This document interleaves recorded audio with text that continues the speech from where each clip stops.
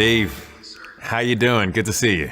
Nice to see you, virtually. Yes. I have a bunch of questions. Let's jump right on in. I want to start with, right at the beginning, Enola Holmes is fantastic. It's going to be a huge hit for Netflix. And that's all I have. And no, I'm kidding.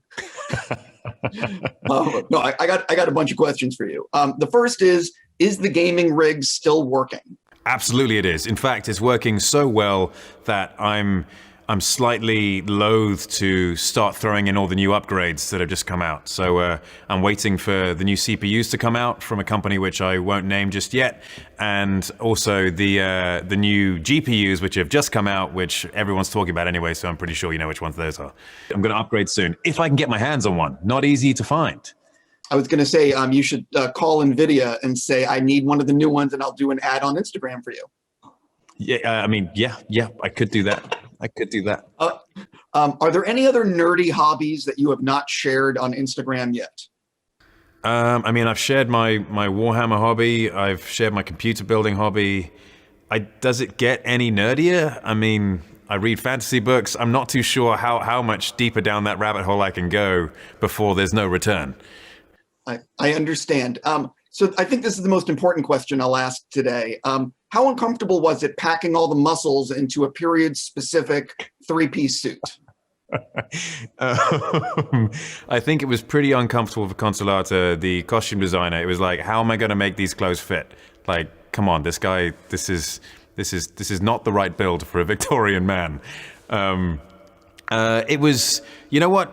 It's no different from trying to squeeze it into an extremely tight blue suit. So, yeah. In fact, they fit a lot more easily. I would not expect that. Yeah.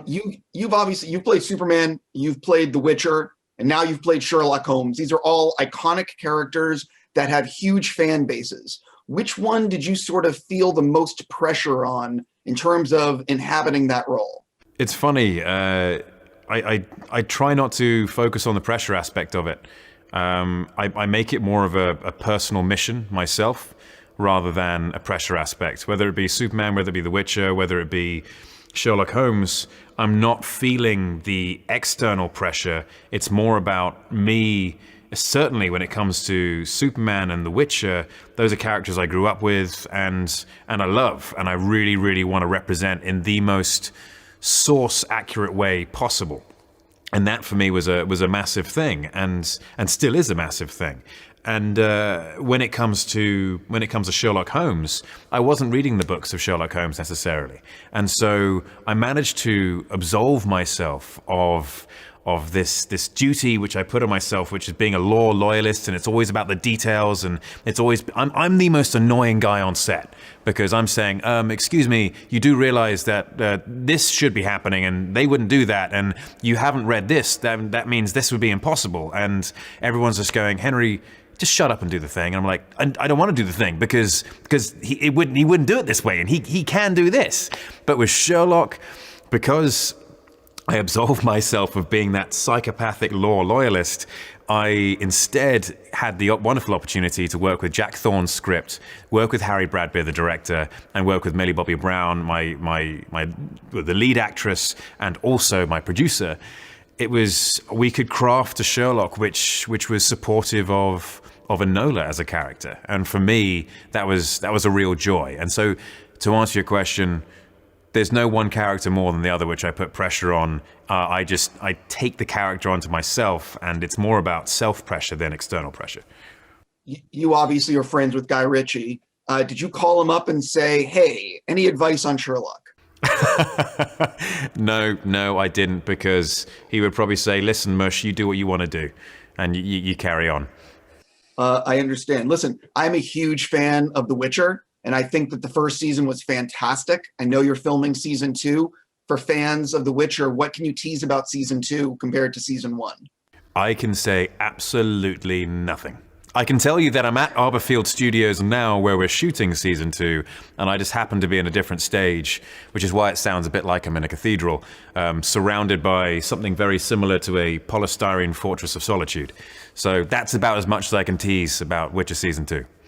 I will not pressure you. I will just say effing cannot wait.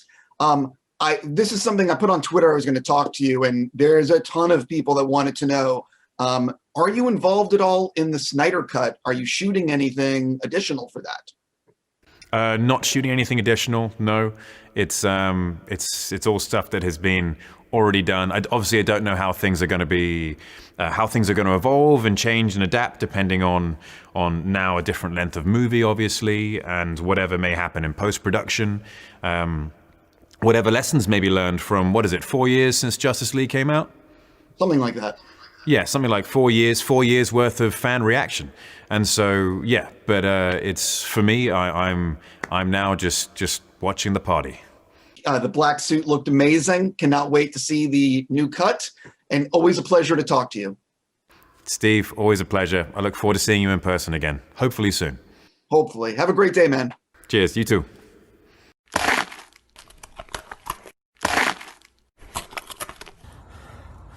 Huh.